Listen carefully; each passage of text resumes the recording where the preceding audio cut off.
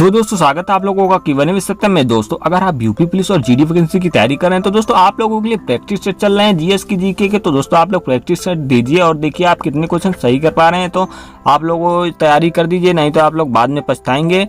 तो चलिए स्टार्ट करते हैं। क्वेश्चन नंबर पहला है, अगर आंसर पता है आप लोग साथ साथ कमेंट कर सकते हैं। एलायंस एयर इंडिया निम्नलिखित में से किसके पूर्ण से स्वामित्व वाली कंपनी बन गई थी? तो किसके पूर्ण स्वामित्व वाली कंपनी बन गई थी? तो इंडियन एयरलाइंस है। किससे दोस्तों? इंडियन एयरलाइंस से। इसका दोस्तों आंसर पता है आप लोग कमेंट करती है, मैं आपको आंसर बताता चलूंगा। जो भी इंपॉर्टेंट पॉइंट होंगे दोस्तों वह भी साथ में बता दूंगा। निजी क्षेत्र में देश का पहला अंतर्राष्ट्रीय हवाई अड्डा कहाँ निर्माणाधीन है? तो दोस्तों कहाँ पर बना है निजी क्षेत्र के लिए पहला अंतर्राष्ट्रीय हवाई अड्डा? तो ये बना है कहाँ पर? ये कोच्चि में बना है। कहाँ पर? कोच्चि में बनाया गया है। चलिए अगला क्वेश्चन देखते हैं।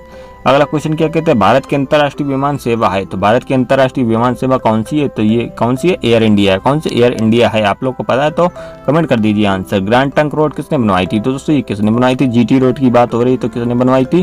तो ये बनाई थी शेरशाह सूरी ने। कहाँ से किसने दोस्तों? शेरशाह सूरी ने बनवाई थी। शेरशाह सूरी का दोस्तों मकबरा कहाँ है? तो ये सासाराम बिहार में। कहाँ पर? सासाराम बिहार में। दोस्तों सासाराम कहाँ पर है? बिहार में। तो वहीं पे इसका मकबरा है। चलिए अगला क्वेश्चन देखते हैं। स्वर्णिम चतुर्भुज परियोजना किससे संबंधित है? स्वर्णिम चतुर्भुज परियोजना किससे संबंधित है? ये संबंधित सड़क परिवहन से। किससे दोस्तों? सड़क परिवहन से संबंधित है। चलिए अगला क्वेश्चन देखते हैं। पूर्व पश्चिम एवं उत्तर दक्षिण एक्सप्रेस राजमार्ग एक दूसरे को काटते हैं। तो ये राजमार्ग एक दूसरे को कहाँ पर काटते हैं? तो ये काटते हैं झांसी के मध्य बीच में। दोस्तों झांसी के मध्य में पूर्व पश्चिम और दक्षिण एक्सप्रेस एक दूसरे को आपस में काटते हैं। चलिए अगला क्वेश्चन देखिए। राष्ट्रीय राजमार्ग संख्या कितने राज्यों से होकर गुजरती है? तो ये राष्ट्रीय राजमार्ग संख्या NH7 कितने राज्यों से होकर गुजरती है? तो ये कितने राज्यों से होकर गुजरती है? तो 6 राज्यों से। जैसे दोस्तों 6 राज्यों से होकर गुजरती है NH7। चलिए अगला क्वेश्चन देखते हैं।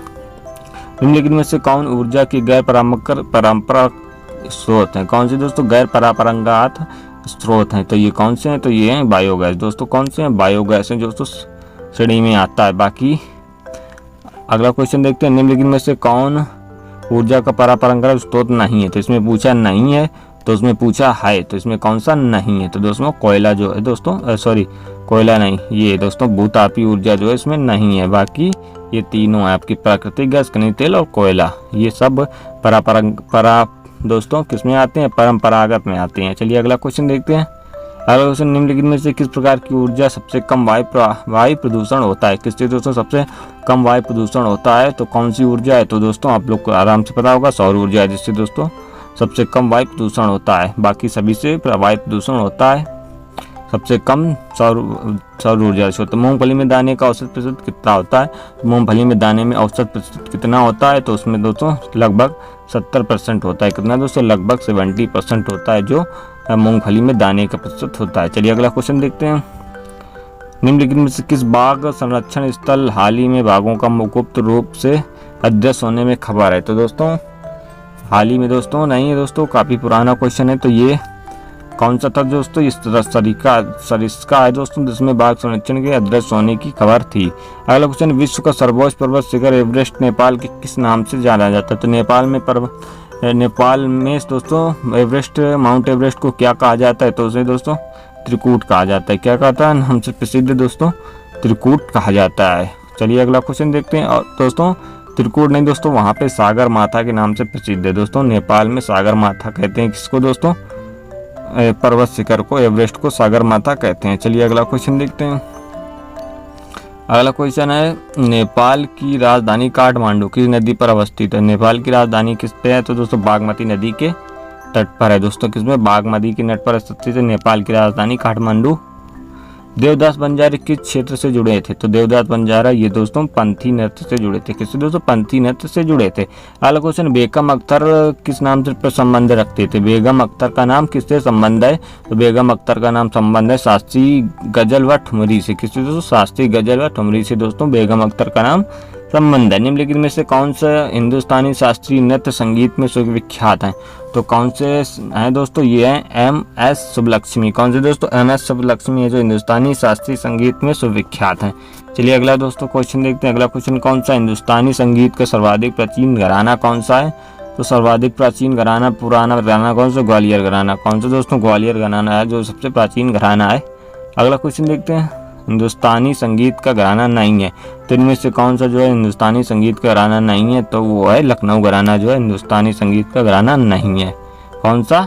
हिंदुस्तानी लखनऊ घराना नहीं, बाकी किराना घराना, ग्वालियर घराना और आगरा घराना है।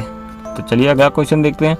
अगला क्वेश्चन है ध्रुपद गायिका के लिए प्रसिद्ध घराना कौन सा है? ध्रुपद गायिका के लिए प्रसिद्ध घराना कौन सा है? तो ये ग्वालियर घराना। कौन सा दोस्तों? ग्वालियर घराना है।